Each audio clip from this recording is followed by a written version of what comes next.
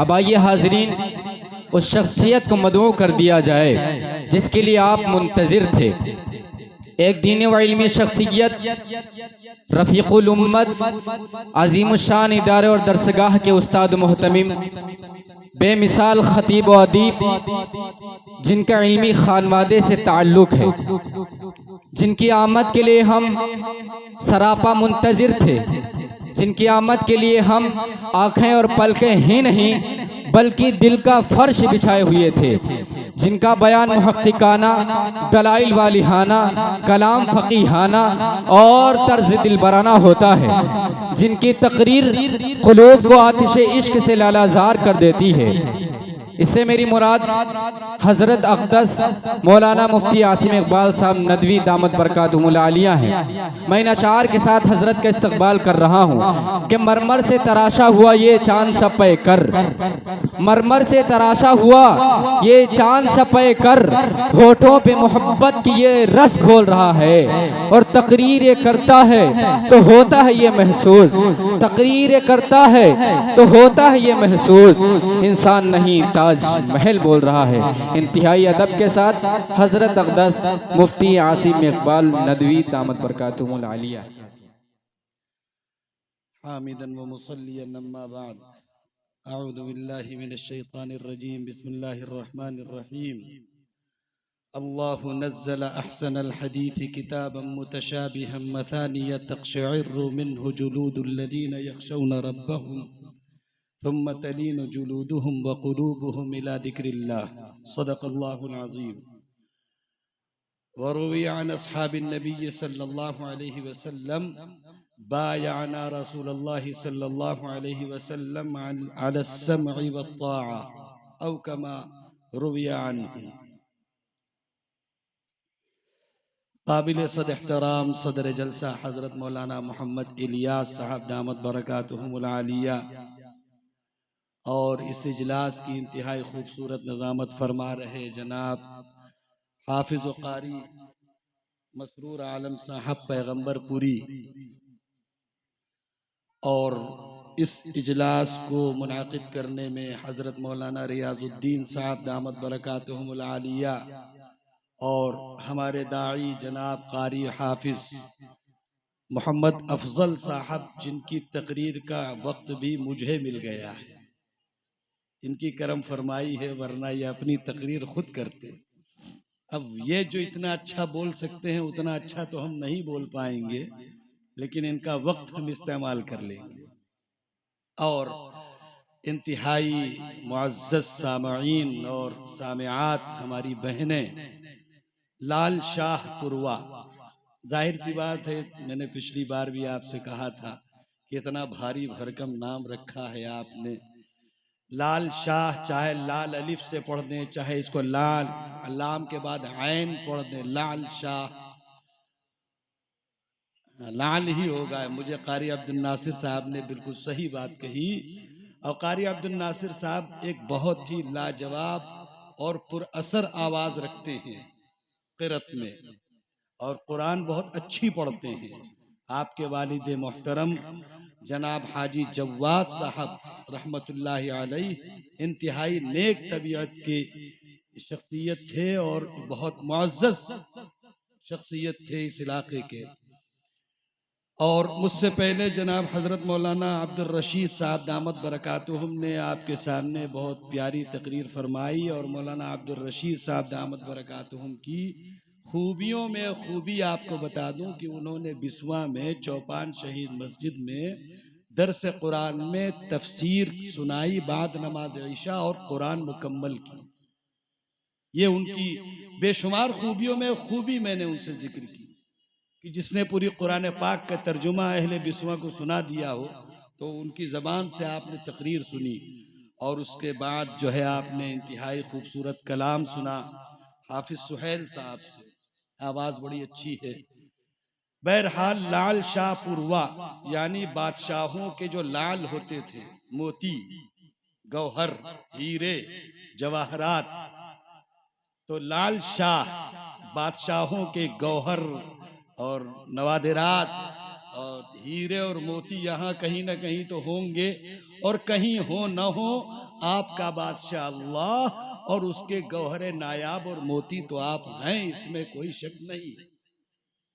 فخر کریے آپ اس بات پر کہ اللہ رب العزت نے پوری انسانیت میں آپ کا انتخاب کیا، اور آپ کے ذمے یہ بات رکھی کہ میرا یہ پیغام ہے جو میں نے رسول اللہ صلی اللہ علیہ وسلم کو دیا، اور یہ پیغام میں نے رسول اللہ صلی اللہ علیہ وسلم کو ہی صرف نہیں دیا، ان اللہ اصطفیٰ آدم و نوح و آل ابراہیم و آل عمران علی العالمین ذریۃ بعضها من بعض واللہ سمیع علیم۔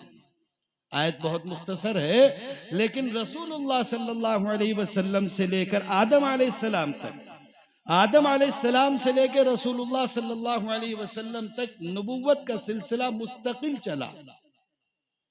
ہر دور میں اللہ رب العزت نبیوں کو بھیجتے رہے، نبیوں کی عمر لمبی رہی، اس کے باوجود انبیاء کا سلسلہ چلتا رہا، اور دنیا میں اللہ رب العزت نے کبھی انسانوں کو اپنے نبیوں کی نبوت سے اور ان کی شفقت سے محروم نہیں کیا۔ ہر دور میں اللہ رب العزت نے انسانوں سے اتنی محبت فرمائی کہ اپنے منتخب بندے، اللہ یجتبی من یشاء، جن کو اللہ خود سے منتخب کرتے ہیں۔ اور ظاہر سی بات ہے کہ اگر کوئی سرکار اسکیم نکالے اور پوری تحصیل کی اسکیم نکالے اور لال شاہ پوروا کو منتخب کر لے کہ اس میں فلاں کام ہوں گے، تو آپ دوسرے گاؤں پر فخر کریں گے کہ دیکھو حکومت نے ہمارے گاؤں میں اسکیم نکالی، تمہارے یہاں نہیں نکالی۔ تو حکومت کی مرضی ہے، ان بچوں کو تھوڑا چپ کرا دے یا ہٹا دے، اور بہتر یہ کہ جو پیچھے وہ آگے بیٹھ جائیں، اس لیے کہ بہت عظیم درسگاہ کے بڑے استاد حضرت مولانا مفتی توحید عالم صاحب دامت برکاتہم تشریف لائیں گے، تو ان بچوں سے کیا خطاب کریں گے؟ ہم تو گھر کے ہیں، کچھ بھی بول دیں گے، ہماری بات کا کچھ عطا پتہ نہیں ہوتا، لیکن وہ بڑے عالم ہیں۔ تو اس لیے بہتر ہے کہ جو لوگ پیچھے بیٹھے ہیں، ادھر ادھر ہیں، وہ آگے آ جائیں، تاکہ نظم اچھا ہو، سلیقے کا ہو۔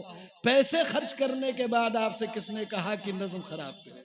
یہ تو پیسے نہ خرچ کریں، پیسے خرچ کریں تو پھر سلیقہ بھی ہو۔ اس لیے ان بچوں کو پیچھے نہیں، یہ چھوٹے بچے ہیں، ان کو گھر ہی بھیج دیں، اور جو ان کے لیے حلوہ اور لڈو اور خرما ہو وہ کل بھیج دیجئے گا گھر، اگر ہو، اور نہیں ہو تو کوئی مسئلہ نہیں۔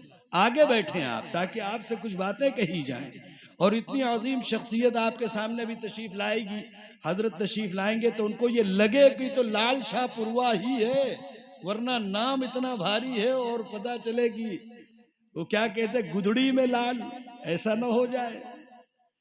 اس لیے اس کا خیال رکھیں، آگے بیٹھیں، جو پیچھے ہیں تھوڑا بہت، جو بالکل پیچھے بیٹھے ہوئے ہیں وہ بھی پوری آزادی سے آ کے آگے بیٹھیں، تھوڑا سا یہ کرسیاں ان کو آپ اپنی زینت سے مزین کریں۔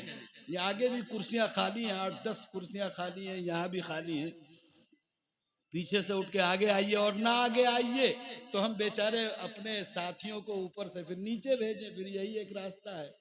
آپ سے تو جیت نہیں پائیں گے، ان سے کہیں گے تو شاید یہ مان لیں گے ہماری۔ اس لیے کہ اس سے بڑے بڑے علماء آپ کے درمیان، مولانا رحمت علی صاحب بیٹھے ہوئے ہیں، مولانا اور کیا نام ہے ان کا، ہمارے بہت ہی عزیز مولانا ضیاء الحق صاحب ہیں، مولانا اشتیاق صاحب ہیں، مولانا رئیس صاحب ہیں، بڑے بڑے لوگ بیٹھے ہوئے۔ تو اب مجھے لگتا ہے کہ مجھے کچھ باتیں عرض کرنی چاہیے۔ بسم اللہ الرحمن الرحیم، درود پاک پڑھ لیں۔ تو میں آپ سے عرض کر رہا تھا کہ اللہ رب العزت نے اپنے ان انسانوں کو، جن کو اللہ نے خود پیدا فرمایا، اور ظاہر سی بات ہے کہ اکیلے خالق تو اللہ ہی ہیں، دنیا کی ہر چیز اللہ کے سوا مخلوق ہے، اللہ اکیلے خالق ہیں، اور خالق بھی ایسے جن کو اپنی مخلوق سے ذرہ برابر کسی قسم کے نفع کی نہ کوئی امید ہے اور نہ وہ نفع چاہتے۔ انہو لغنی عن العالمین یا ایہا الناس انتم الفقراء الی اللہ واللہ هو الغنی الحمید۔ ہمیں آپ ایک بات بتائیے، حکومت آپ کو راشن دیتی ہے، حکومت آپ کو گھر دیتی ہے، حکومت آپ کو شوچالے دیتی ہے، حکومت آپ کو کالونی دیتی ہے، دینے سے پہلے وہ آپ کی شناخت مانگتی ہے۔ کارڈ مانگتی ہے۔ کس گاؤں میں رہتے ہیں، کس شہر میں رہتے ہیں، آپ کے ہندوستانی ہونے کے کیا ثبوت ہیں، تو آپ کو راشن کارڈ بنوانا پڑتا ہے، آدھار کارڈ بنوانا پڑتا ہے، جنم پرماڑ پتر بنوانا پڑتا ہے، پڑتا نہیں پڑتا؟ حکومت سے چند چیزیں پانے کے لیے آپ کو کتنی محنت کرنی پڑتی ہے، اور اس اللہ نے آپ کو سر سے پیر تک ساری ہی نعمتیں دی ہیں، اور بغیر کسی آئی ڈی کے دی، بغیر کسی شناخت کے دی ہیں، بغیر کسی مطالبے کے دی ہیں، بغیر کسی آپ کے مانگے کے دی ہیں۔ آپ کے والد صاحب اور آپ کی امی نے بھی نہیں مانگا تھا کہ ایسا لڑکا دیجئے گا جو گورا ہو، خوبصورت ہو، لمبا چوڑا ہو، اٹا کٹا ہو، ہشٹ پشٹ ہو، کون مانگتا ہے؟ لیکن اللہ نے سب دیا کہ نہیں دیا؟ بولنے والی زبان دی، سننے والے کان دیے، دیکھنے والی آنکھیں دی، ہاتھ پیر چلتے ہوئے دیے، دھڑکتے ہوئے دل دیے، ساری چیزیں تو دی اللہ نے آپ کو۔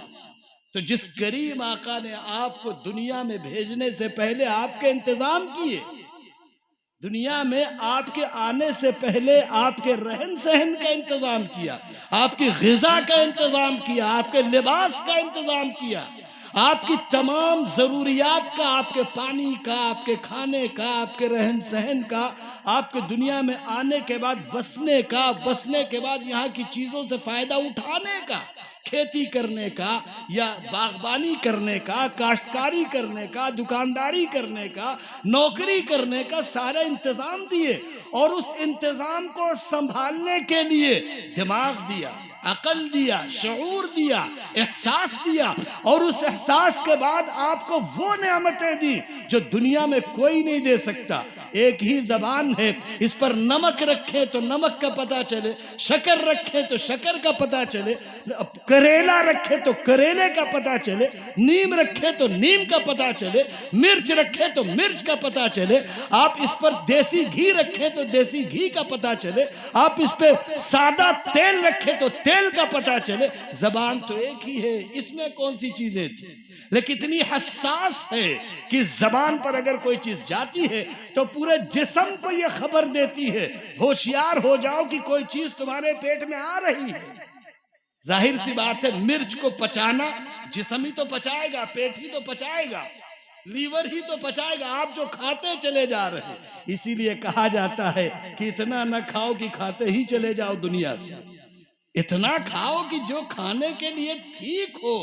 ہر چیز نہیں کھائی جا سکتی۔ کوڑا، ایک بات بتاؤں، یہ آپ کا منہ ہے، یہ آپ کا پیٹ ہے، کوڑا گھر نہیں ہے۔ اگر کوڑا گھر ہے تو کچھ بھی ڈال دیجئے، کون روکتا ہے آپ کو؟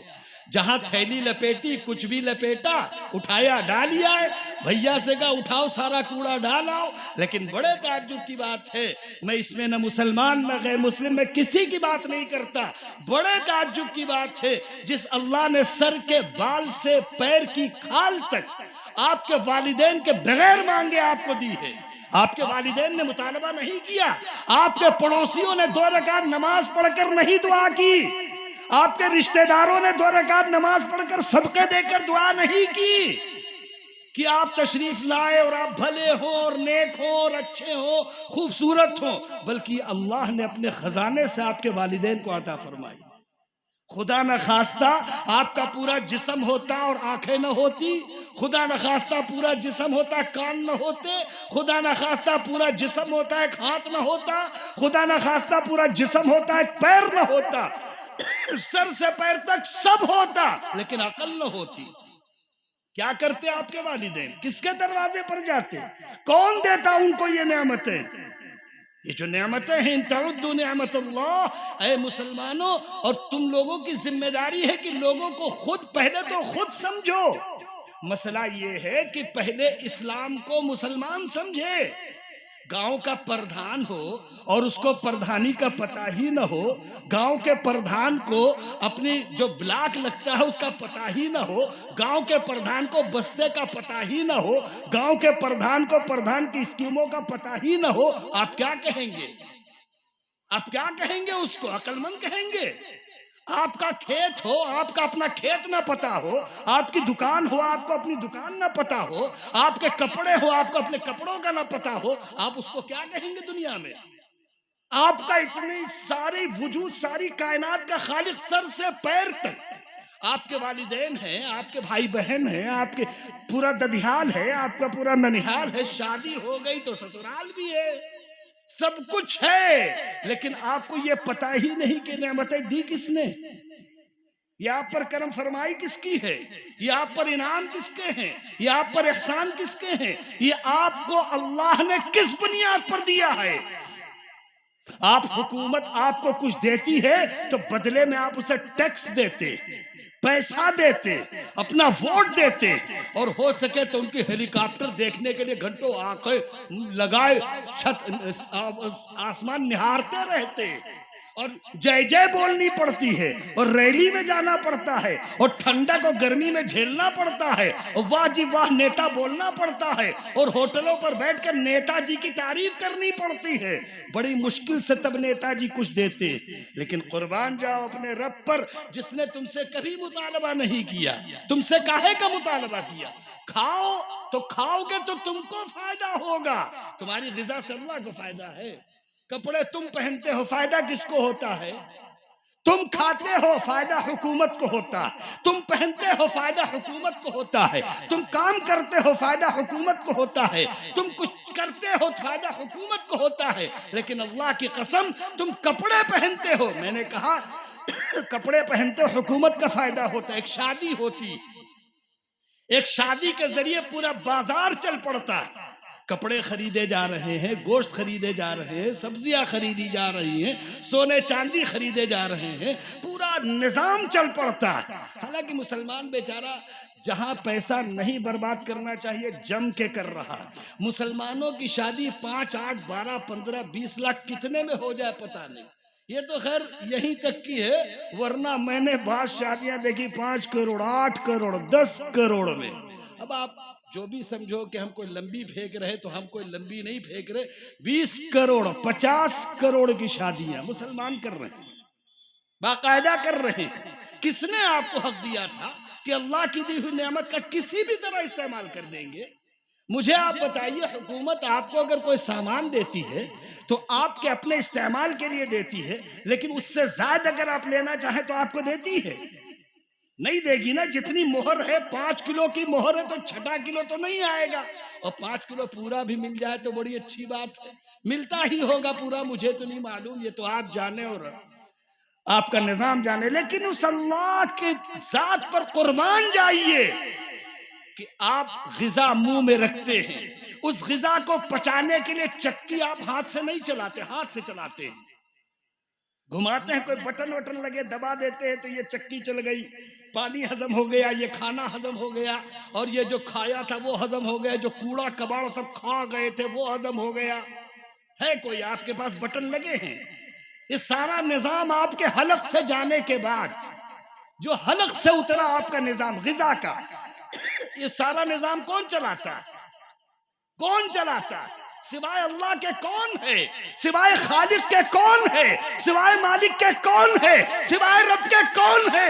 دنیا بھر کے ڈاکٹر اگر آپ کا یہ نظام چلائے تو آپ سے پیسہ وصولتے ہیں۔ مان لیجئے آپ نے کھا لیا جم کر شادی میں اور دھیان نہیں آیا آپ کو کہ کتنا کھانا تھا اور کتنا نہیں، اور نہیں دھیان رہا اور کھا گئے، پھر اس کے بعد صبح پتا چلا رات بھر تو پیٹ میں درد ہوئی، اب لال شاہ پوروا کے ڈاکٹروں نے کہا ہمارے بس کا تو ہے نہیں، آپ آگے کہیں لے جائیں، تو بھاگے بھاگے سیتا پور اور لکھنؤ پہنچ گئے۔ ڈاکٹر نے کہا بالکل چلے گا نظام، بیٹھ جاؤ، اور کیا کہتا ہے ایئر کنڈیشن کمروں میں بیٹھ جا، تو آپ بھی سمجھتے ہیں کہ اگر ایئر کنڈیشن کمرے میں بیٹھانا ہے تو لمبا لپیٹے گا، یہ بھی آپ جانتے ہیں، اس کا کوئی مطلب نہ نکالیے گا۔ لیکن ڈاکٹر آپ کے حلق سے پیٹ کا نظام چلاتا ہے تو پیسے وصولتا ہے، اور آپ کا رب آپ کے حلق سے پیٹ کا نظام چلاتا ہے تو آپ پر احسان کرتا ہے، آپ سے کچھ وصول نہیں کرتا۔ کیا مانتے ہیں آپ کے اللہ؟ اللہ نے آپ سے کیا مطالبہ کیا سوائے اس کے حی علی الصلاۃ کی پکار ہو جائے مسجد چلے آؤ، اور اگر مسجد جاتے ہو وضو کرتے ہو تو چہرے تمہارے صاف ہوتے، ہاتھ پیر تمہارے دھلتے ہیں، جا کر نیت باندھ کر کھڑے ہوتے ہو تو سکون، اس تکلیف بھرے ماحول میں، اس مشکل ماحول میں، ہنگامی ماحول میں सुकून के 2 पल भी तो चाहिए, आराम के 2 पल भी तो चाहिए, राहत के 2 पल भी तो चाहिए। जब हाथ बांधकर खड़े होते हो तो ये सुकून किसको मिलता? तुमको मिलता। और जब उसके बाद तुम अल्हम्दुलिल्लाह रब्बिल आलमीन और सूरत और तस्बीहात पढ़ते हो, किसके लिए पढ़ते हो तुम? याद रखो, ये तय है, ये बात सही है कि 2 रकात 3 रकात 4 रकात नमाज अल्लाह के वास्ते सही है। ये वास्ते किसके है? अल्लाह के। लेकिन नफा किसका है? आपका। अल्लाह का कोई नफा नहीं है। आप 2 रकात 3 रकात 4 रकात नमाज पढ़ दे तो अल्लाह का क्या नफा है इसमें? अल्लाह की कौन बिगड़ी बना रहे हैं आप? नऊज़ बिल्लाह। अरे अपनी बिगड़ी बना रहे हैं, जिससे 4 घंटे 3 घंटे 2 घंटे और 8 घंटे 9 घंटे जिसके साथ आपका कोई रिश्ता नहीं रहा, जिससे आपका कोई ताल्लुक नहीं रहा। मुसलमानों के लिए नमाज तकलीफ का सबब नहीं थी। इन्नहा लकबीरतुन, ये भारी पड़ती है, नमाज का अदा करना मुश्किल काम है। इल्ला अलल खाशिईन, मगर जो मुझसे ताल्लुक रखते हैं उनके लिए कोई मुश्किल नहीं। आप बताइए, आप घर के बाहर आते हैं, 1 घंटे के बाद भैया को देखाएं, 2 घंटे के बाद बीवी को देखाएं, 4 घंटे के बाद अम्मा अब्बा को देखाएं, दिल में दाइया होता कि नहीं होता? अरे जिनसे लगाव है, जिनसे ताल्लुक है, जिनसे मोहब्बत है, जिनसे हमदर्दी है, आप उनको देखने जाते कि नहीं जाते? नमाज भी तो यही है कि जितनी देर आप अल्लाह से दूर रहे हैं, आपको तड़पना चाहिए, आपके अंदर शौक होना चाहिए, आपके अंदर जज्बा होना चाहिए कि सारी नेमतें तो मेरे रब की हैं, चलो उनके दरबार में थोड़ा वक्त उनके साथ भी गुजारना चाहिए। नमाज दरअसल कुछ वक्त है अपने मालिक के साथ बातें करने का, अपने मालिक से कुछ कहने सुनने का, अपने मालिक के रिश्ते को मजबूत करने का, अपने मालिक को बताने का। आप हमें एक बात बताइए कि आपके मोहल्ले में कोई आदमी रहता हो, आप उसकी उससे बोलचाल ना हो, आपका उससे झगड़ा हो, आप उसकी मुखालिफत करते हो और आप पर मुसीबत पड़ जाए, फिर आप उसका दरवाजा खटखटाएं तो वो क्या कहेगा? आप फंसे हो, पता तो चलेगा। नहीं कहते? तो हम मुसलमानों का हाल भी वही है। जब कोई मसला ये है कि सुबह सवेरे अगर किसी के घर के बाहर लाल कुर्सी पड़ी देख लो, या कोई नया चेहरा मस्जिद में देख लो फजर में, तो पक्का मालूम है कि इनके घर से आज कोई रुखसत हुआ। वरना नए चेहरे मस्जिद में कहीं आते हैं? वही चंद पुराने चेहरे, या वो मस्जिद को निहार रहे या मस्जिद उनको निहार रही, और धीरे धीरे वो रुखसत होते जा रहे हैं। चेहरे रुखसत हो रहे, मस्जिदें बोसीदा हो रही। न मस्जिदों के रखरखाव का निजाम है, न नए चेहरों की कोई आमद है, वही पुराना सिलसिला चल रहा। सच बताऊं मैं आपको, जिन इदारों पर, और मैं कसम खाकर कहता हूं, पिछली बार भी मैंने आपसे कहा था, जिन मदारिस की तुम हकारत करते हो, जिन मदारिस को तुम जिल्लत की निगाह से देखते हो, जिन मदारिस को तुम खैरात पर चलने वाले इदारे समझते हो, हमारी ये बात भी सुन लो। खैरात, इसका तर्जुमा तुम्हारे यहाँ दूसरा है, और टैक्स, इन दोनों में फर्क क्या है? खैरात और टैक्स में फर्क क्या है? सिर्फ जबान का फर्क है। टैक्स अंग्रेजी लफ्ज है, अच्छा लगा तुम्हें। खैरात तो अरबी का लफ्ज था, पता नहीं क्यों नहीं अच्छा लगा तुम्हें। वफ़अलुल खैरात लअल्लकुम तुफ्लिहून, भले काम करो ताकि कामयाब रहो। लेकिन हमारे यहाँ खैरात का एक तर्जुमा बड़ा ही अजीब है जो मुसलमानों ने ले रखा है। तुम सच बताओ, अगर ये मदारिस न होते, हम तुमसे एक बात पूछते हैं, हिंदुस्तान में बड़े बड़े डॉक्टरों के इदारे हैं कि नहीं है? स्कूल हैं? अरे हैं कि नहीं? वकीलों के बड़े बड़े स्कूल हैं कि नहीं? इंजीनियरों के बड़े बड़े स्कूल हैं कि नहीं? बड़ी महंगी महंगी फीसें हैं, लाखों करोड़ों रुपए खर्च करो, कहीं डॉक्टर बनाओ, कहीं वकील बनाओ, कहीं इंजीनियर बनाओ। और जिन इदारों को आप कहते हो, इन इदारों का मर्तबा देखो कि गांव में रहने वाला एक फर्द, उसने इसके दिल में दाहिया पैदा हुआ कि अपने लड़के को हाफिज बनाए, अपने लड़के को आलिम बनाए, अपने लड़के को कारी बनाए, अपने लड़के को मुफ्ती बनाए, अपने लड़के को हम कुछ दीन के इल्म दिलाए। आप लेके गए, फिर एक छोटे से मदरसे से गांव के मकतब مکتب سے، گاؤں کے مکتب سے. اور گاؤں کے مکاتب کا مجھے آپ کے گاؤں کے مکتب کا پتہ نہیں، لیکن گاؤں کے لوگ مجھے بڑا تعجب ہے. مجھ سے بہت سے لوگ کہتے ہیں کہ مولانا گاؤں میں مکتب نہیں چلتا. میں اس بات کو ماننے کو جلدی تیار نہیں. گاؤں میں ایک مسلمان کے گھر عقیقے کی بھی دعوتیں ہوتی ہیں، ختنے کی بھی دعوتیں ہوتی ہیں، شادی کی بھی دعوتیں ہوتی ہیں، ولیمے کی بھی دعوتیں ہوتی ہیں. اور اب تو مسلمان بہت ترقی کر گیا، اب تو سارے ہی برتھ ڈے منتے ہیں. اور برتھ ڈے تو من ہی رہے تھے، اب میاں بیوی کی سالانہ شادی کی تاریخ اینیورسری بھی منائی جا رہی ہے جم کر کے. قاری محمد شرافت صاحب دامت برکاتہم تشریف لے آئے ہیں، اور ظاہر سی بات ہے کہ ہندوستان نہیں بلکہ عالمی سطح کے بہت زبردست شاعر ہیں. اور جتنا زبردست کلام اس وقت قاری شرافت صاحب پڑھ رہے ہیں، یہ اس میں کوئی شک نہیں کہ آپ کو اللہ رب العزت نے اس کم عمری میں بہت مقبولیت اور شہرت دی ہے. فخر کی بات ہے کہ ہمارے علاقے کے ہیں. ہم آپ سے بار بار کہتے ہیں کہ ان کی قدر کی جائے. یہ پڑھنے کی بات آئی تھی کہ ہم سے پہلے پڑھ دیں یا حضرت سے پہلے پڑھ دیں، تو میں نے کہا جب بھی قاری صاحب کو وقت دیجئے گا کم سے کم 1 گھنٹے کا وقت دیجئے. آپ ان کا کلام سنیں، آپ ان کی بات سنیں. کچھ کہنے آئے ہیں، کچھ کہیں گے آپ سے، وقت دیجئے. چاہے مجھ سے پہلے پڑھوا دیجئے، چاہے مجھ سے بعد میں پڑھوا دیجئے. مشورہ آپ کا، کیونکہ مجھے تو قاری صاحب سے بے پناہ تعلق ہے.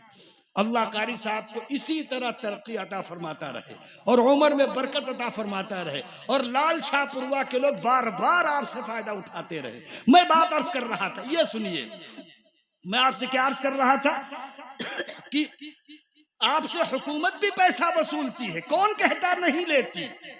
آپ سے مدارس بھی پیسہ لیتے ہیں، لیکن آپ دل پہ ہاتھ رکھ کے بتائیے، ہندوستان بھر کے ڈاکٹروں کے بڑے بڑے اسکول، وکیلوں کے بڑے بڑے اسکول، انجینئروں کے بڑے بڑے اسکول، وہ کون ہمت رکھتے تھے جو بغیر کسی فیس کے، بغیر کسی انتظام کے کوئی بڑا ڈاکٹر لال شاہ پروا میں پیدا کر کے بھیج دیے ہوتے، وکیل بھیج دیے ہوتے کہ بھائی یہ ڈاکٹر MBBS MD ہے، MS ہے، لے جاؤ اور لال شاہ پروا والے جم کے فائدہ اٹھاؤ.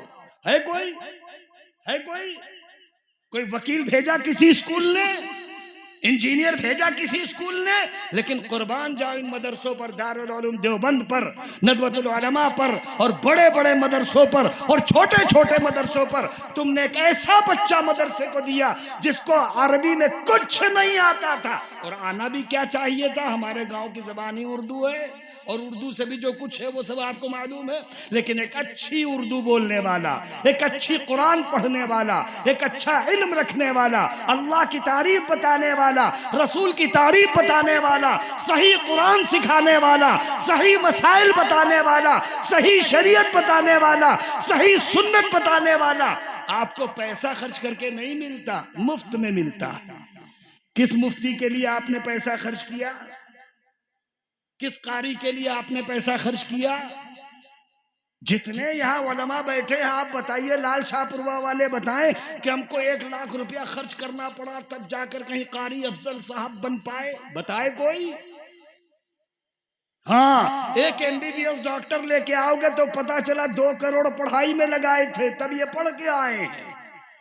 اب یہ ہاتھ پکڑنے کا بھی 500 روپیہ لیتے ہیں، اور مولوی صاحب کے سامنے آپ کچھ بھی نہ سنو، مولوی صاحب مسئلہ بتاؤ، مولوی صاحب اپنی سبزی بھول جائے تمہارا مسئلہ پہلے بتائے، اور اگر نہ بتائے تو تم مولوی صاحب کا ہے کہ، یعنی مولوی صاحب ہم سے ایک صاحب کہنے لگے کہ مولوی صاحب کو برداشت کرنا چاہیے. ہم نے کہا تمہیں نہیں کرنا چاہیے، یہ نیا فتویٰ لے کے آئے ہو، لیکن تم دل پہ ہاتھ رکھ کے بتاؤ کہ ان مدرسوں کا احسان پوری امت پر ہے کہ نہیں.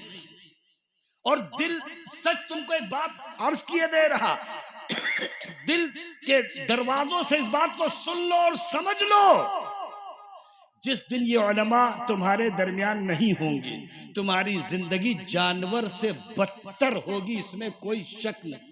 اس لیے کہ تمہیں کوئی بتانے والا ہی نہیں ہے کہ تمہارا خالق کون ہے، پیدا کرنے والا کون ہے، تمہارا مالک کون ہے، تمہاری بگڑی بنانے والا کون ہے، تمہیں نعمتیں دینے والا کون ہے، تم پر کرم کرنے والا کون ہے، تم پر احسان کرنے والا کون ہے. نتیجہ کیا ہوگا؟ نہ حلال کا پتہ نہ حرام کا پتہ، مسلمانوں سے اگر دو چیزیں نکال دی جائیں، دو چیزیں، ایک مسلمانوں سے قرآن اٹھا دیا جائے، دوسرے مسلمانوں سے رسول اللہ کی زندگی ہٹا دی جائے، دل پہ ہاتھ رکھ کے بتاؤ کیا بچتا ہے آپ کے پاس؟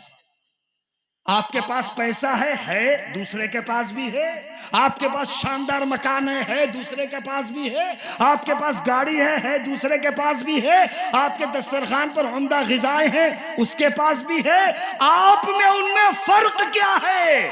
فرق یہ ہے کہ وہ اللہ کو نہیں جانتے اور آپ اللہ کو جانتے ہیں، وہ خالق کو نہیں جانتے آپ خالق کو جانتے ہیں، وہ مالک کو نہیں جانتے آپ مالک کو جانتے ہیں، وہ رازق کو نہیں جانتے آپ رازق کو جانتے ہیں، اور آپ ذمہ دار ہیں۔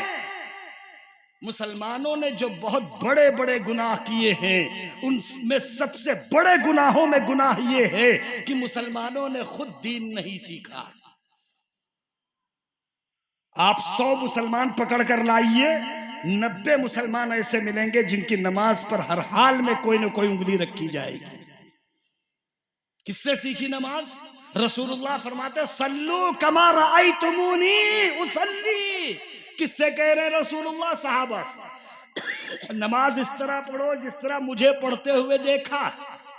ایک قصہ ہے، ایک صحابی رسول اللہ کے پاس آئے، بیٹھ گئے، رسول اللہ صلی اللہ علیہ وسلم نے فرمایا قم فصلی فإنک لم تصلی، اٹھو نماز پڑھو، نماز نہیں ہوئی تمہاری۔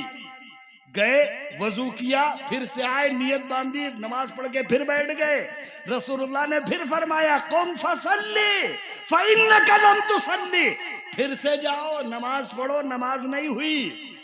پھر گئے، تیسری بار پھر آئے، پھر رسول اللہ نے فرمایا اٹھو جاؤ نماز پڑھو، تمہاری نماز نہیں ہوئی۔ اب ہم ایک بات آپ سے پوچھیں، آپ دل پہ ہاتھ رکھ کے بتائیے گا کہ آپ کے گاؤں میں مولانا الیاس صاحب، مولانا ریاض الدین صاحب یا حافظ محمد افضل صاحب یا کوئی اور عالم آپ کے ہاں بیٹھا ہوا ہو، آپ مسجد میں آئیں، وضو کریں، نماز پڑھیں، اور جیسا وضو آپ کر رہے ہیں آپ کو بھی معلوم ہے۔ ہمارے یہاں وضو بڑا اچھا کرتے ہیں مسلمان، خود پاک ہو کے 4-6 کو ناپاک ہو دیتے آرام سے۔ بھائی جو پانی آپ استعمال کرتے ہیں جب آپ کے بدن سے گرتا ہے تو یہ مستعمل ہوتا ہے، یعنی پانی استعمال ہو چکا ہے۔ اس پانی میں اگر آپ ناپاک تھے تو ناپاکی کے اثرات ہیں، دوسرے کو لگیں گے تو اس کو دھونا پڑے گا۔ لیکن ہمارے جس طرح نماز ہوتا ہے نا، یوں مارتے پانی اس طرح، ادھر والا پانی ادھر والے منہ پہ، ادھر والا ادھر والے پہ۔ اگر 4 مسلمان وضو کریں تو مجھے لگتا ہے چاروں ایک ساتھ ناپاک ہوتے ہوں گے، اس لیے کہ جو حال ہے بس ہے ہی یہی نہیں معلوم کہ وضو کا جو پانی ہے اس کا شریعت میں حکم کیا ہے۔ ہم نے وضو کیا، مان لیجئے ہمارا وضو نہیں تھا، ہم نے وضو کیا، اب اس پانی کو ہم کیا کریں؟ ہم کیا کہیں آپ سے؟ مسلمانوں کے دماغ میں دین نہ ہونے سے اتنی زیادہ خرافاتیں ہیں۔ قربانی ہوتی خون نکلتا ہے، خون بہتا ہے تو کہتے خون بہنے نہ دو، سمیٹ کے کہیں رکھ دو۔ بندے خدا جو چیز خود ناپاک ہے اس کو تم کیوں پاک کرنے پہ تلے ہو؟ اگر وہی رہ جاتا تو تمہارا ذبیحہ پاک کیسے ہوتا، حلال کیسے ہوتا؟ لیکن اب کیا کہا جائے، مجھے تو بڑا تعجب ہوتا ہے، خدا نخواستہ کوئی مولوی صاحب ذبح کر دیں اور خون نالی میں بہہ جائے تو فتوے آنے شروع ہو جاتے ہیں۔ اور یہ میرے سامنے کے قصے ہیں، ایک صاحب بہت الجھ پڑے ایک مولوی صاحب سے، کہنے لگے آپ کو یہ نہیں معلوم تھا کہ ایسے نہیں بہایا جاتا؟ تو میں نے کہا ان کا تو ان کا ہے، تمہارا بھی ایسے ہی بہ سکتا ہے۔ بیوقوفی والی باتیں، آپ کو اپنے مسائل ہی نہیں معلوم۔ تو میں ایک بات عرض کر رہا تھا، میں جو آپ سے بات عرض کر رہا تھا وہ یہ کہ ان اداروں کا احسان مانو۔ سچ بتاؤ، اگر آپ کے علاقے کے علماء اور حفاظ کے والدین نے اپنی اولادوں کو لال شاہ پوروا میں ہی چھوڑ دیا ہوتا تو آج ان کو پوچھنے والا ہندوستان میں کون ہوتا؟ آج آپ کے گاؤں کو جاننے والے باہر کے علماء کون ہوتے؟ احسان ہے ان مدارس کا۔ آج اتنی دور دراز اگر آپ کے علاقوں میں اتنے بڑے بڑے مدرسوں سے علماء آ جائیں تو احسان مانو ان کا کہ کہیں نہ کہیں تو اللہ نے آپ کو نوازا۔ اسی لیے اس قرآن پاک میں رسول اکرم صلی اللہ علیہ وسلم بڑی پیاری حدیث ارشاد فرماتے ہیں، ان اللہ یرفع بہذا الکتاب، اللہ اس کتاب کے ذریعے لوگوں کو عزت دیتے۔ نہیں دیتے. یہ ڈاکٹر صاحب کے ابا ہیں, وہ عزت دل میں پیدا نہیں ہوتی. یہ وکیل صاحب کے ابا ہیں, وہ عزت دل میں پیدا نہیں ہوتی. یہ انجینئر صاحب کے ابا ہیں, وہ دل میں عزت پیدا نہیں ہوتی. یہ حافظ جی کے ابا ہیں تو دل میں ایک عزت پیدا ہوتی. یار حافظ جی کے والد صاحب ہوتی نہیں ہوتی, کیونکہ اللہ نے طے کیا ہے اس کتاب کے ذریعے تمہیں دنیا میں عزت دیں گے. اور اس کتاب کے اصول قرآن نے بڑے اچھے بیان کیے. میں نے قرآن کی شروع کی ایک آیت پڑھی تھی, حالانکہ وہ آیت تو آگے چل کر ہے. شروع میں نے پڑھی تھی کہ اللہ نے یہ کتاب اتاری ہے, تقشعر منہ جلود الذین. اس کتاب کے پڑھنے والوں کو اگر قرآن پڑھتے وقت, ہم آپ کو ایک بات بتائیں, یہ رات کا وقت ہے, کہیں نہ کہیں تو قبرستان ہوگا, ارے ہوگا کہ نہیں ہوگا, اور پورا جاڑا لگ رہا ہو آپ کو, ایک دم آپ سمٹے سمٹائے جا رہے ہو, چادر لپیٹے جا رہے ہو, خدا نخواستہ کہیں پیڑ پر کوئی بندر ہو اور ادھر ادھر سے ایک بار اچھل جائے, تو آپ کو تو لگے گا کہ کوئی آج سامنے آ ہی گیا. پھر جو آپ کی سردی غائب ہوگی اور جو آپ کو گرمی لگے گی, اور کہاں کی چادر اور کہاں کی ٹھنڈک اور کہاں کا پتہ, پھر جو رونگٹے کھڑے ہوں گے, پورا جسم سر سے لے کر پیر تک, ایک ایک بال کا ایک ایک رویا جو کھڑا ہوگا, پھر آپ کو کچھ پیچھے دکھے گا نہیں. آپ کو اپنی سسرال سے اگر کچھ سامان بھی ملا تو بچا کہ نہیں بچا پتا نہیں. آپ کی جیب میں کچھ پیسہ تھا, رہا کہ نہیں رہا پتا. جان بچاؤ, گھر پہنچو, بعد میں دیکھیں گے جیب میں کیا ہوتا نہیں ہوتا. تو رونگٹے کھڑے ہوتے نہیں ہوتے. رونگٹے تب کھڑے ہوتے ہیں جب آدمی کے اوپر دہشت کا اثر ہوتا ہے, خوف کا اثر ہوتا ہے, ہوتا نہیں ہوتا. قرآن نے یہ بات کہی ہے کہ قرآن پڑھنے سے اہل ایمان کے جسم کے بال ہمارے ڈر سے کھڑے ہو جانے چاہیے. ہم آپ سے ایک بات پوچھتے ہیں, کتنی مرتبہ آپ کو احساس ہوا اور آپ کے بدن کے رونگٹے کھڑے ہوئے ہوں؟ ہاں علماء کو ہوتا, یہ جب پڑھ رہے ہوتے ہیں ان کے سامنے ترجمے آتے ہیں, کبھی اللہ کے فیصلوں کے ترجمے, کبھی اللہ کے وعدے, کبھی اللہ کی وعیدیں, کبھی اللہ کے عذاب, کبھی اللہ کے انعامات, کبھی خوشی سے بھی ہوتا, کبھی غم سے بھی ہوتا, لیکن ہوتا کہ نہیں ہوتا. اس لیے اس کتاب کا حق تو یہ تھا, جس طرح آپ ہم کو خود بتائیے, جس طرح مسلمان قرآن پڑھ رہے ہیں, کیا یہ قرآن پڑھنا کہا جا سکتا ہے؟ جس طرح ہم مسلمان قرآن پڑھ رہے ہیں, پہلی بات تو پڑھ ہی کتنی رہے ہیں, پھر میں اسی بات پر پلٹ کر آؤں. پہلی بات تو مسلمان بیچارہ قرآن پڑھتا ہی کتنی دیر ہے, سب کو معلوم ہے. آج سے 4-5 سال پہلے کی بات ہے کہ رمضان کے دنوں میں مسجدوں میں لوگ ایک دوسرے سے قرآن کی تلاوت میں مقابلہ کرتے تھے. کیا آج تم نے 1 پارہ پڑھا, ہم نے 1.5 پڑھا, انہوں نے 2 پڑھا, انہوں نے 2.5 پڑھا, انہوں نے 3 پڑھا, ہوتا تھا. لیکن آج کے زمانے میں بیچارہ رمضان میں بھی مسلمان مسجد میں تب پہنچتا ہے جب 2 رکعتیں چھوٹ چکی ہوتی ہیں, تلاوت کب کرے گا؟ آج سے 5-7 سال پہلے مسجدوں میں مسلمان جمعے کے دن صلاۃ التسبیح پڑھ لیتا تھا, نوافل پڑھ لیتا تھا, چھوٹی نمازیں پڑھ لیتا تھا, تسبیحات پڑھ لیتا تھا, سورہ کہف پڑھ لیتا تھا. اب تو بیچارہ تب پہنچتا ہے جب امام خطبہ دے کے 1 رکعت بھی پار کر چکا ہوتا. ہم سمجھ نہیں پائے کہ مسلمانوں کو کام کون سے ہیں. بہت بزی ہیں, اتنا بزی کہ پوچھو نہیں. بہت, پوری دنیا یہی چلائے دے رہے ہیں, اگر یہ نہ رہے تو دنیا شاید رک جائے. اور بنائے کچھ بنا نہیں, ان سے نہ اپنا بنا نہ گھر بنا. بنائے کچھ بنا ہو تو وہ بھی بتائیے آپ, کہ آپ نے کوئی تیر چلا لیا ہو, کوئی کارنامہ انجام دے دیا ہو. یاد رکھیے مسلمانوں کے سب سے بڑے ظلم, مسلمانوں کی سب سے بڑی زیادتی اپنے اوپر, دوسرے کے اوپر کی بات نہیں کرتا میں, اپنے اوپر یہ ہے کہ آپ اپنے اللہ کے بارے میں ہی نہیں جانتے, آپ اپنے مالک کے بارے میں نہیں جانتے, آپ اپنے رسول کے بارے میں نہیں جانتے, آپ اللہ کی کتاب کے بارے میں نہیں جانتے, آپ اللہ کی شریعت کے بارے میں نہیں جانتے, آپ اللہ کے رسول کی سنت کے بارے میں نہیں جانتے. ہم آپ سے ایک بات کہتے ہیں, ایک مسلمان کے صحیح زندگی گزارنے کا طریقہ سنت کے سوا کیا ہے وہ طریقہ؟ اور سنت وہ چیز ہے, سنت عمل کا حسن ہے, عمل کی خوبی ہے, عمل کی بھلائی ہے. کھانا کھائیے بغیر سنت کے کھائیے, جانور بھی کھا رہے, نہ جانور نے دعا پڑھی نہ ہم نے دعا پڑھی، نہ جانور نے دسترخوان لگایا نہ ہم نے دسترخوان لگایا، نہ جانوروں نے مل بانٹ کر کھایا نہ ہم نے مل بانٹ کر کھایا۔ سنت ہر کام کی خوبی ہے، سنت ہر کام کا حسن ہے، سنت ہر عمل کی عزت ہے۔ ہم سمجھتے ہیں سنت رسول اللہ کا طریقہ ہے، یہ بات صحیح ہے، لیکن سنت ہماری ضرورت ہے، سنت ہماری ضرورت ہے۔ جس طرح زندہ رہنے کے لیے سانس لینا ضروری ہے، اسی طرح ہمارے ہر عمل میں سنت کا ہونا ضروری ہے۔ کھانا کھائیے، دسترخوان بچھائیے، ہاتھ دھو کر آئیے، اور بہت سے مسلمانوں کو میں نے دیکھا کھانا کھاتے ہوئے پورا ہاتھ اتنا تک چلا جاتا ہے۔ کھانے میں اتنا ہاتھ کیسے جا سکتا؟ نہیں جا سکتا۔ وہ پورا ایسے کر کے اور سمیٹ کر، اور یہ پانچوں انگلیاں اور یہ ہتھیلی اور یہ سب، یہ کیسے ہو سکتا؟ بسا اوقات تو اگر دھیان نہ رہے تو یہ سب اسی میں شامل ہوتا، یہ کیسے ہو سکتا ہے؟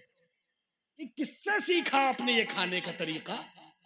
رسول اللہ کی سنت سے اگر آپ نے سیکھا ہوتا تو آپ کا کھانا دیکھ کر دوسرے لوگوں نے اسلام قبول کر لیا ہوتا۔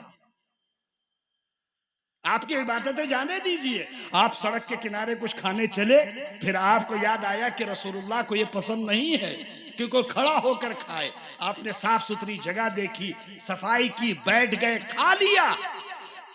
دیکھنے والے کو بھی لگے گا کہ یار اس کو انسان کہتے ہیں، یار جانور کی طرح کہیں بھی تھوڑی کھڑا ہو کے کھایا جا سکتا، یہ تو جانور کا کام ہے۔ چلتا جا رہا تھا، ایک دم سے رکا، تھوڑا سا منہ ادھر مارا، پھر چل دیا، پھر تھوڑا چلا آگے، پھر منہ مارا، ادھر مارا، ادھر چل دیا۔ ہم مسلمانوں کا بھی بیچاروں کا یہی حال ہے، ادھر رکے اس ٹھیلے پہ، ادھر رکے اس دکان پہ، ادھر رکے، کہیں بھی کچھ مار دیا۔ پیٹ ہے، کوڑا گھر نہیں ہے، کچھ بھی نہیں جا سکتا۔ لیکن معاف کیجئے گا، بیچارے مسلمانوں کا صبح سے شام تک کتنا حصہ برائے پیٹ ہے اور کتنا حصہ کوڑا گھر ہے۔ کتنی چیزیں ہمارے منہ میں جا رہی ہیں جن کو غذا کہیں۔ ایک بڑی عجیب بات ہم آپ کو بتائیں، ایک صاحب سے، ایک بڑے عالم سے، حضرت مولانا مفتی توحید عالم صاحب دامت برکاتہ العالیہ تشریف لا رہے ہیں، اللہ آپ کی عمر میں برکت عطا فرمائے۔ بہت بڑی علمی دینی دستگاہ جامعہ راستہ بنا دیں بھائی۔ حضرت والا تشریف لا چکے ہیں، استاذ مکرم، مہمان مکرم ہم سب کے درمیان میں تشریف لا چکے ہیں۔ بہت دور دراز کا سفر ہے، 400-450 کلومیٹر کا سفر، پڑھانا، پڑھا کے نکلنا، نکل کے واپس جا کے مطالعہ کرنا، پھر پڑھانا، بہت بڑی بات ہے۔ اور حدیث کا علم پڑھانا یہ کوئی معمولی بات نہیں ہے۔ اللہ کے رسول صلی اللہ علیہ وسلم کی باتوں کو بتانا، سنانا، سمجھانا، یہ بہت بڑی بات ہے۔ اللہ حضرت کی عمر میں برکت عطا فرمائے اور آپ کے علم سے اسی طرح سب کو فیض پانے کی توفیق عطا فرمائے۔ تو میں آپ سے ایک بات عرض کر رہا تھا کہ ایک صاحب نے ایک سوال کیا، بڑا عجیب سوال تھا۔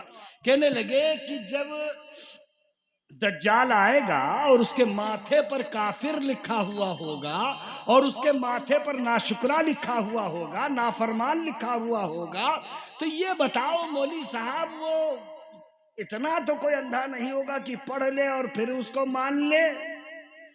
تو بہرحال مولوی صاحب سے آپ لوگ سوال غلط کرتے، جو مولوی صاحب آپ کو جواب نہ دے اس کا احسان مانیے کہ سدھاپے سے گزر گیا، ورنہ مولویوں کے پاس اتنے زبردست جواب ہیں، میں آپ سے کیا عرض کروں، اس کا وقت ہی نہیں ہے، میں تو آپ کیا پھر کبھی آ کے عرض کر دوں گا، حضرت کا بیان ہونا ہے۔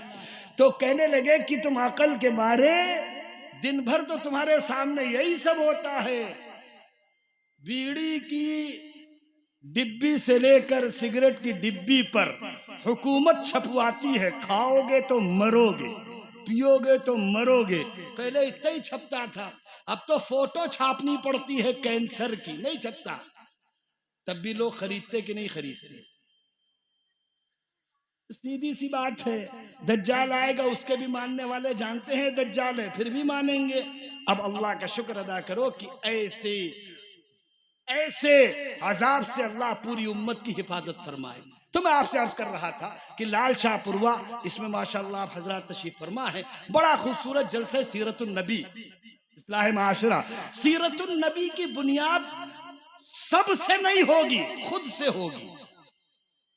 جب تک آپ یہ طے کریں کہ سیرت النبی سب سے ہوگا تب تک آپ نے غلط طریقہ اختیار کیا. جب آپ یہ طے کرو گے سیرت النبی خود سے ہوگا. اور سیرت النبی خود سے کیا؟ ایک صحابی رسول اللہ صلی اللہ علیہ وسلم کے پاس آئے، کہنے لگے اللہ کے رسول میرے پاس پیسہ نہیں تھا، میں اپنے چچا زاد بھائی کے پاس گیا، اس نے مجھے دھتکار دیا، آج وہ غریب ہوا میں امیر ہوا، تو آپ بتائیے میں کیا سلوک کروں؟ رسول اللہ نے فرمایا اس کا سلوک اس کے ساتھ ہے، تم اس کے ساتھ اچھائی ہی کرو گے. ایک صحابی نے رسول اللہ صلی اللہ علیہ وسلم سے پوچھا ایسے ہی سوال، تو رسول اللہ نے فرمایا جس نے تمہارے ساتھ بھلائی کی، تم نے اگر اس کے ساتھ بھلائی کی تو یہ بدلہ ہوا، جس نے تمہارے ساتھ برائی کی اس کے ساتھ تم نے اچھائی کی، یہ حسن سلوک ہوا.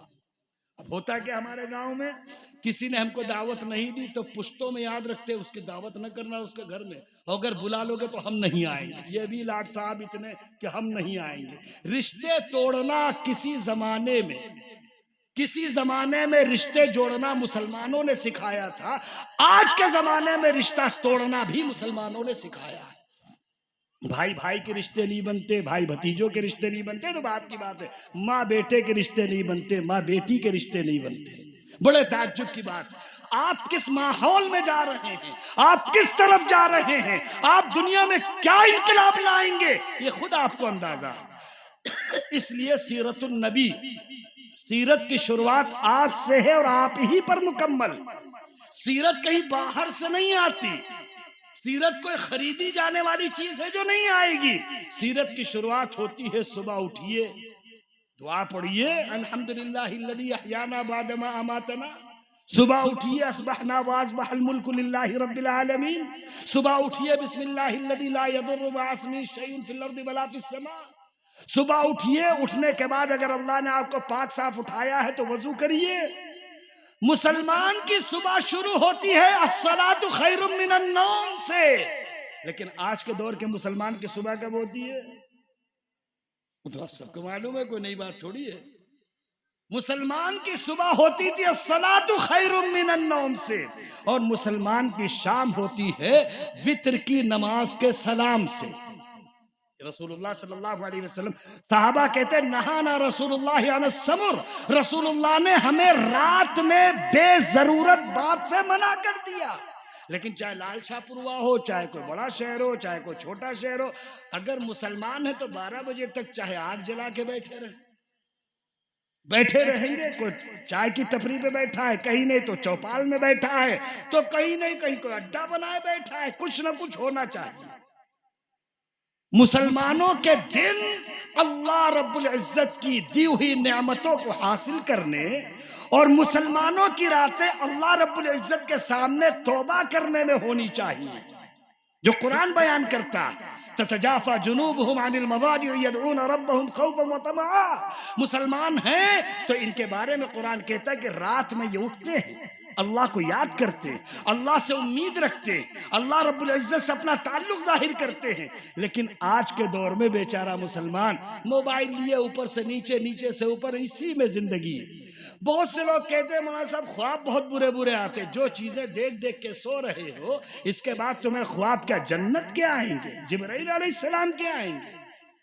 جو کچھ دیکھ دیکھ کے سو رہے ہو رات میں، جس طرح کی حرکتیں کر رہے ہو، وہ کہتے ہیں مسلمان آج کے زمانے میں بیچارے کمزور اور دبلے بہت ہیں. جو کچھ تم موبائل میں دیکھ رہے ہو اس کے بعد اپنے جسم کے باقی رہنے کی امید کرتے ہو. دن بھر تو دماغ میں گھسا ہوا ہے 24 گھنٹے. اب جو کچھ ہے وہ آپ بھی جانتے، ہم کیا کہیں آپ سے. قرآن کھول کے دیکھے ہوتے، نہ پڑھے ہوتے، اللہ کی قسم قرآن کے انوار تو آنکھوں کے ذریعے دل میں اترتے. قرآن کے الفاظ تو کم سے کم آنکھوں کے ذریعے سے تمہارے وجود میں اترتے. اگر پڑھ لیتے اللہ کی قسم قرآن کا نور تمہارے جسم میں بس جاتا. آخری بات کے طور پر بات کہہ دوں، الفاظ کا اثر ہوتا ہی ہے، بول کا اثر ہوتا ہی ہے، کلام کا اثر ہوتا ہی ہے. جتنی دیر لال شاہ پوروا میں آپ حضرات بیٹھتے ہیں، کچھ ہو یا نہ ہو، کم سے کم اتنی دیر ہماری بہنیں اور ہمارے بھائی گناہ سے بچے رہتے. सच बताओ, अगर इतनी देर जलसा न होता और ये बुजुर्ग उलमाए किराम की आमद न होती, इनकी बरकतें न होती, इनकी तशरीफ आवरी के नफे न होते, तो न जाने कितने मुसलमानों के हाथों में मोबाइल होते और कितनों की जबानों पर गाने होते और कितनों की जबानों पर खुराफातें होती और कितने खुराफाते वक्त में गुजार रहे होते, गुनाह कितने लोग कर रहे होते। अगर कोई कहता है जलसों से फायदा नहीं, सबसे बड़ा फायदा यह है कि कुछ देर मुख्तलिफ इलाकों से मुसलमान आकर बैठ जाते हैं, एक अल्लाह की बात सुनते हैं, एक अल्लाह की बात सुनाते हैं, रसूलुल्लाह की बात सुनते हैं, रसूल की बात सुनाते हैं, बुजुर्ग उलमा की ज़ियारतें करते हैं, अच्छे शुअरा के कलाम सुनकर अपने दिल में इश्क़ रसूल महसूस करते हैं। इसका फायदा नहीं है।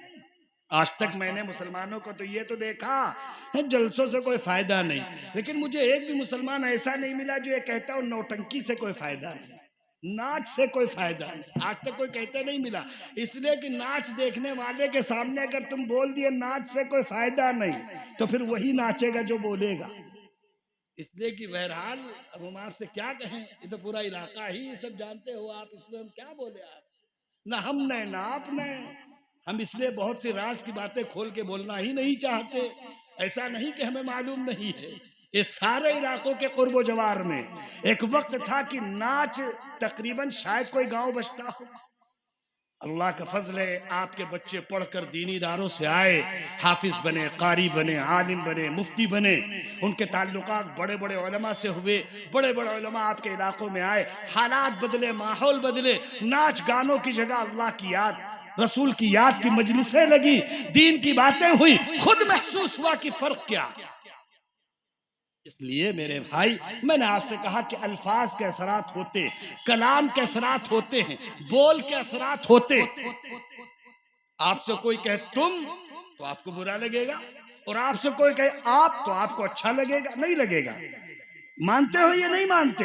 तो जाहिर सी बात है, गाना गाओगे तो उसके असरात कुछ और होंगे, और कुरान की सूरह रहमान पढ़ो, सूरह यासीन पढ़ो, सूरह फातिहा पढ़ो, चारों कुल पढ़ो, आयतल कुर्सी पढ़ो, इसके असरात कुछ और होंगे। और जब आदमी कुरान पढ़ता है तो उसका रिश्ता सीधे उसके अल्लाह से होता है। दुनिया में रहकर अगर तुम अल्लाह तक पहुंचना चाहते हो तो सबसे आसान रास्ता है कुरान की तिलावत करना। अब दिल पे हाथ रख के बताओ कि हम पूरे दिन में 100 मरतबा मोबाइल खोल कर देखते हैं। भाई मोबाइल में भी तो लाख लगाते नहीं लगाते? अगर किसी मोबाइल में लाख लगा है तो समझ जाओ कि इसमें बहुत ऐसा जखीरा है।